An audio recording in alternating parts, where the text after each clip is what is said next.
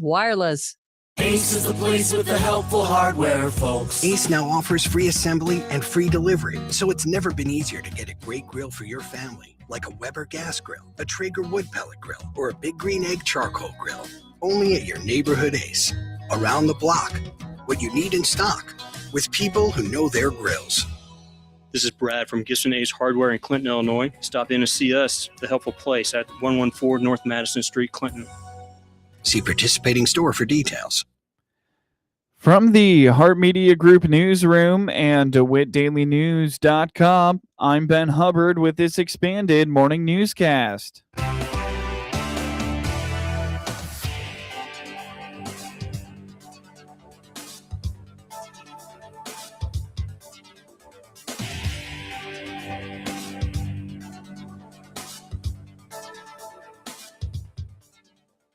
Good morning and thanks for being with us. I'm your host today, Ben Hubbard.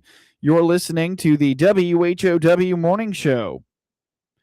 The DeWitt County Board Thursday night approved a text amendment to the county code regarding data centers to reflect its impact on energy generation facilities. Buck Carter chairs the County Land Use Committee and on Thursday night proposed a text amendment to reflect the consumption of energy of a data center and its impact on the local grid. Approved a resolution affirming that data centers are not an allowable use under the existing DeWitt County zoning code, and that a text amendment will be required prior to any special use permit or building permit being processed. Now I'd make a motion to amend the, I think it's the fifth paragraph, where it talks about the, it says, whereas there are public concerns regarding electricity consumption by data centers and the effect any consumption may have on, I'd like to strike the rest of that sentence and add electric generation facilities, the electric grid and the end users of electric energy, striking out nuclear power plant known as the Clinton Clean Energy Center. To bring to note, there are 4 generation plants in DeWitt County, not just one. We need to address all. Board Chair Joe Whitty reminded that this was not a moratorium discussed at the land use meeting last week. Carter calls this a shift of power back to the zoning administrator to allow her to do her job. It's what I would call it. This is different than what was discussed in land use. So for those who were at land use or heard anything on the radio, this is not a moratorium. It's just stating what our county code currently allows, affirming that it's not an allowed use today. So a moratorium was determined to be unnecessary, really. I think the most important thing is giving the full board backing to the zoning administrator so she'd be able to perform her obligations should the occasion arise. It also lets the public know that we're aware of this issue. People are talking about this, data centers and what's it going to mean. So the fact that we're discussing it here, we're not sleepwalking into some bad situation. We're stating what the current case is and how we move forward. The amendment passed with a unanimous vote on Thursday. Check out WHOW Facebook and Instagram for video highlights of the Thursday meeting and discussions. Well, a big Chicago Bears fan with a desire to see the storied NFL franchise remain in Illinois, a Central Illinois school superintendent has a layered interest in the Bears' ongoing desire for a new stadium. Dr. Michael Tresnick is the superintendent of DeLand Weldon Schools and indicates his rooting interest in the Bears staying in Chicago takes a back seat as he watches the negotiations unfold with the Chicago Bears and the state of Illinois. Of course, there's been a lot of conversations about any deals that would be made to enhance the Bears to stay. And I'm a Bears fan. Mm-hmm. I remember 1985. I remember Walter Payton, greatest running back ever. Obviously, you know, that's something that's very important to a lot of people. But when I start looking at some of the proposals out there, and granted, you're not quite sure what those proposals are. You hear hints of it, But I know that the proposal right now has something to do with the terminology mega project. And I think one definition of mega project was going to be anything over 500 million. But it depends on how you read the legislation. That could change, so on and so forth. And to me, it almost looked like a form of a TIF, tax increment financing, that they were doing. And they were going to say, if you have a mega project, you would then go back to what the fixed price of that property was prior to the project coming in, and then you would freeze that for 20 years is what I was seeing. I could be completely wrong, and anyone could correct me on that. But then would freeze that property value for that 20 years. Well, what that does to the taxing bodies is you lose your ability to tax at that new property value. The proposal's terminology, mega project, could eventually lead to downstate projects like wind farm data centers or manufacturing centers that locate in central Illinois. Seeking that designation, which Dr. Tresnick says could potentially stymie tax rates for schools to tap into. You and I, if I go and do improvements to my property, I'm going to pay taxes on that eventually. And a company decides to expand their warehouse, they're going to pay taxes. Their property value is going to go up. They're going to pay taxes on that. My concern is, what is going to be the definition of the mega project? And 500 million sounds like a lot of money, but you start looking at some of these projects out there, that's not as much as you think. Let's take, for instance, the wind farms that are coming in. If you consider that as one project that goes in, is that in excess of 500 million?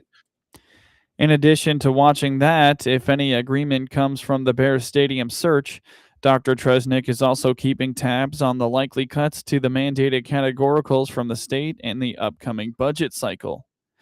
Get news anytime from your computer or your mobile device at DeWittDailyNews.com. Hey, it's Shane from Highway 51 Exchange, your mower and equipment service pros just south of Clinton. Click our banner ad on DeWittDailyNews.com or give us a call to schedule your free pickup and delivery today. Highway 51 Exchange. March in Foresight keeps you on your toes. Snow one day, sunshine the next. Maybe it's your season for a change. At Hickory Point Garden Homes, enjoy one-story duplex living with no maintenance and no worries. To learn more, click our icon at DeWittDailyNews.com. From the Hart Media Group Sports Desk, IL Sportswire, and DeWittDailyNews.com, I'm Ben Hubbard with this local sports report. LeRoy used a 3-run fourth inning to slip past Monticello 4-1 in non-conference high school softball action on Thursday. Despite a strong performance in circle from Cassidy Stoffel, the Lady Sages bats were held in check for much of the afternoon. The game remained a defensive battle early on until the Sages cracked the scoreboard in the bottom of the third. Thea Key sparked the rally with a line drive single to center, and Cassidy Stoffel followed suit with an RBI double to deep center field, scoring Key and tying the game at 1-1. However, LeRoy answered immediately in the top of the fourth, plating 3 runs on 4 hits to reclaim a lead they would not relinquish. Sadie Walsh and Key led the Lady Sages, each turning in a 2-for-4 performance at the plate. Stoffel and Isabella Berry accounted for the remaining 2 hits in the contest. Stoffel went the distance in circle, taking the tough luck loss. She allowed 3 earned runs on 8 hits while striking out 7 and walking only 1 over 7 full innings. The Lady Sages fall to 1-1 overall. They return to the home diamond this afternoon to host Arthur Levington Atwood Hammond at 4:30 p.m. Hear all the action today on 95.9 FM WECC and online at DeWittDailyNews.com. Beckett Weber tallied 3 hits and drove in 2 runs, helping Normal Community survive a late push from O'Fallon for a 5-4 victory in the first game of a Thursday season-opening doubleheader in high school boys baseball action in O'Fallon. The Ironmen went ahead in the second inning when Carter Harris hit a 2-run home run to left field, putting Normal Community up 2-0. Later in the frame, Lucas Beatty singled and stole second, setting the stage for a Beckett-Weber RBI double to push the lead to 3-0.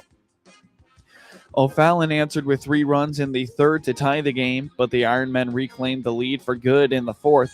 Jacob Engel scored on an RBI single from Weber to break the tie, and Drew Stevens followed with a clutch RBI double to left, scoring Weber and extending the lead to 5-3. Weber led the hit parade, finishing with a perfect 3-for-3 performance with 2 RBIs and a run scored. Carter Harris provided the power with his 2-run homer, while Drew Stevens and Max Heineman each recorded a hit. On the mound, Josh Jones earned the win, striking out 3 over 3 innings of work. Landon Corbin provided strong relief, fanning 3 batters and allowing just 1 run in his 3 innings on the hill. Beatty closed the game out with a strikeout to steal the season-opening win. Normal Community exploded for 4 runs in the first inning and relied on a committee of arms to secure a 6-4 victory over O'Fallon, completing a doubleheader sweep on Thursday in O'Fallon. The Ironmen wasted no time in the nightcap, hanging a 4 spot on the board in the top of the first. Nico Salvati led the offensive effort, finishing 1-for-3 with a double and 2 RBIs. Owen Knox also doubled and drove in a run, while Luke Potts, Tice Beckman, and Malachi Kinsey each recorded hits in the balanced 8-hit attack. On the mound, 5 different Ironmen contributed to the win. Jacob Engel started the contest, followed by effective relief appearances from Chase Hendren and Owen Weaver. Kyle Glass earned the win, throwing 2 scoreless frames with a strikeout, and Oliver Veracruz moved from a first base to the mound in the 7th to record the save. Normal Community starts the season at 2-0 overall. They return to action this weekend. A nightmare 7th inning and 7 total errors spoiled a dominant pitching performance as Mount Pulaski fell to the Nokomis Redskins 8-2 in their season opener on Thursday in high school boys baseball action in Mount Pulaski.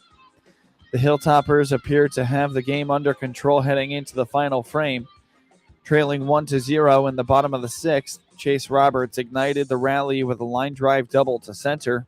After Preston Cohen reached on a hard-hit single to left, Roberts moved to third, setting the stage for Jaden Jackson. Jackson delivered the biggest hit of the young season, a ground ball single to right that chased home both Roberts and Cohen, giving Mount Pulaski a 2-1 lead. However, the lead proved short-lived. In the top of the 7th, the Hilltoppers defense faltered, committing a string of errors that opened the floodgates for a 7-run Nokomis explosion, leading to a Redskins 6-run lead. Chase Roberts led the way offensively, going 2-for-3 with a double and a run scored. Jaden Jackson finished 1-for-3 with 2 RBIs, and Preston Cohen contributed for a 1-for-2 performance with a walk and a run scored. On the mound, Jaden Jackson was spectacular in his season debut. Jackson went 5 strong innings, allowing just 1 unearned run on 2 hits while striking out 7. Aaron Voley was tagged with the loss in relief, and Preston Cohen pitched the final inning. Mount Pulaski falls to 0-1 and will look to bounce back and clean up the defense as they hit the road on Monday to take on St. Joseph Ogden. The Morton Potters used a 7-run second inning to build an early cushion and held off a late rally from Normal West for a 10-5 win in non-conference high school baseball action Thursday in Morton. They broke the game open in the second with 7 runs. Sam McCulley delivered a 2-run double to center field, driving in Mason Asslinger and Ty Backman to make it 10-4. McCulley led the Wildcat offense, finishing 1-for-3 with 3 RBIs and a double. Charlie Hanks was a bright spot at the top of the order, going 2-for-4 with a triple and 2 runs scored. Jack Stadinger and Drake Rumps each added hits for West. Normal West falls to 0-2 on the season. The Wildcats will head into spring break action Monday against Chilton County in Alabama. David Mirkovic had 29 points and 17 rebounds, and the number 3 seed Illinois Fighting Illini dominated number 14 seed Penn 105-70 on Thursday night in the first round of the NCAA tournament.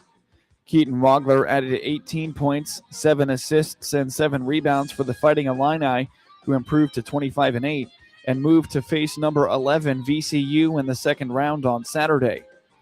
Kylan Boswell had 13 points, while Ben Hummerkaus and Tomislav Ivicic each chipped in with 12, as Illinois shot 50% from the field, making 15 three-pointers, and out-and-rebounded the much smaller Quakers 48-25. Michael Zanoni finished with 20 points on 9 of 18 shooting for Penn, who finishes the season at 18-12, and they are the Ivy League champions.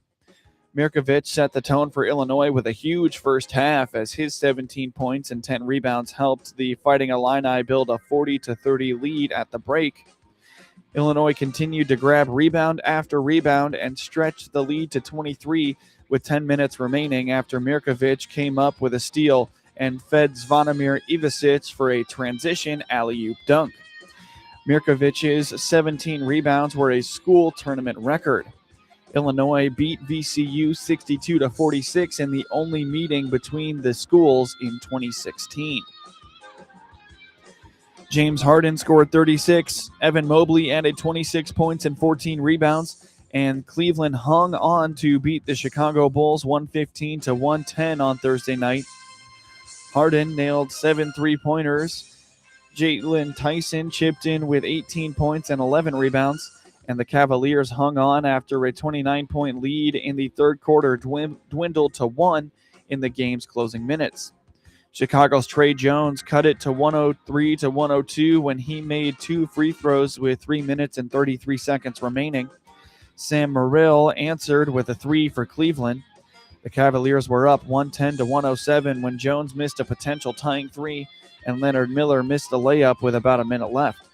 Harden hit a pull-up jumper to make it a 5-point game with 33 seconds left, and Cleveland hung on for the win. Jones scored 20 for Chicago, which lost for the 4th time in 5 games. Rob Dillingham added a season-high 17 points. Nick Richards finished with 16 points and 8 rebounds. The Cavaliers visit New Orleans on Saturday, while the Bulls host Houston on Monday. Connor Bedard scored a goal, and defenseman Alex Vlasic made a game-saving stop as time ran out on Thursday night as the Chicago Blackhawks beat the Minnesota Wild 2-1 to snap the NHL's longest active point streak for one team against another. Ilya Mikheyev also scored, and Spencer Knight made 28 saves for the Blackhawks, who were 0-18-1 in their last 19 games against Minnesota. Chicago's last victory over the Wild was on December 15, 2019. Nico Sturm scored for the Wild, and Jesper Wallstedt stopped 24 of 26 shots that he faced. With Wallstedt pulled for an extra attacker, the Wild nearly tied it in the final seconds. Knight got a piece of Quinn Hughes' shot, but the puck trickled behind him in the crease before a Minnesota player could get to it. The 6'6" Vlasic swept his stick into the crease and tucked the puck beneath his goalie. Chicago took a 1-0 lead late in the first when Andrew Magnapane found Mikheyev for the goal mouth for an easy tap-in. Bedard doubled the lead midway through the second when he intercepted a pass at the Wild blue line, skated in alone, and beat Wallstedt with a backhander. Sturm got the Wild on the board with a wrist shot that beat Knight between the skates with 4 minutes and 13 seconds to play in the second. Minnesota was unable to score during a 5-on-3 power play early in the third as Matt Boldy and Vladimir Tarasenko each hit the left post behind Knight. The Blackhawks host Colorado tonight on Friday, while the Wild host Dallas on Saturday. In NCAA men's basketball March Madness tournament action from yesterday, the 9th-seeded TCU beat 8th-seed Ohio State 66-60. They got their first tournament win in school history, beating the 13th-seed Troy 76-47. 6th-seed Louisville beat 11th-seed South Florida 83-79, while 12th-seed High Point upset 5th-seed Wisconsin 83-82. Top-seeded Duke had a little trouble with 16th-seed Siena, but ended up winning 71-65. while 5 seed Vanderbilt beat 12th seed McNeese 78-68. Number 4 Arkansas beat 13-seeded Hawaii 97-78, while 3rd-seeded Michigan State routed 14th seed North Dakota State 92-67. 11th-seeded VCU upset 6th seed UNC in overtime 82-78, while 1-seeded Michigan beat 16-seed Howard 101-80. 10-seed Texas A&M beat 7th-seed St. Mary's 63-50, while 11-seed Texas upset 6th-seed BYU 79-71. 9th-seed St. Louis beat 8th-seed Georgia 102-77, while 2-seeded Houston took down 15th-seed Idaho 78-47, and 3-seed Gonzaga beat 14th seed Kennesaw State 73-64. In NBA action from last night, the Detroit Pistons beat the Washington Wizards 117-95, while the Charlotte Hornets took down the Orlando Magic 130-111. The New Orleans Pelicans beat the LA Clippers 105-99, and the LA Lakers beat the Miami Heat 134-126. The San Antonio Spurs squeaked out the Phoenix Suns 101-100, while the Utah Jazz routed the Milwaukee Bucks 128-96, and the Philadelphia 76ers beat the Sacramento Kings 139-118.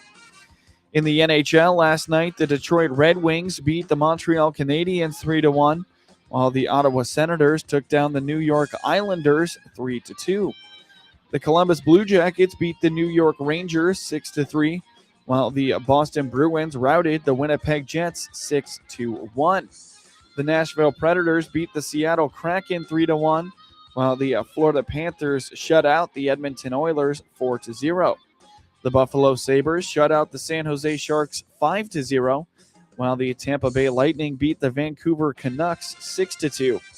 The Utah Mammoth shut out the Las Vegas Golden Knights 4-0, while the Philadelphia 76ers beat the LA Kings 4-3 in a shootout. Get highlights of your local high school program by finding IL Sports Wire on your preferred social media platforms, and get local sports anytime at DeWittDailyNews.com. Health isn't just something you think about when you're sick. At the SIU Center for Family Medicine in Lincoln, our doctors care for you through every stage of life. Annual checkups help you stay ahead of problems, keep your family healthy, and build a relationship with a doctor who knows you. Make preventative care part of your routine. Book your annual appointment online today by clicking their icon at DeWittDailyNews.com. SIU Medicine in Lincoln. Forward for you. Applying the right amount of fertilizer used to involve a fair amount of guesswork. Today, with help from satellite pictures and personal computers, farmers are learning to micromanage their farmland, delivering nutrients where needed with pinpoint accuracy. Precision agriculture boosts productivity and nurtures the soil. During March 2026, we salute the men and women of American agriculture.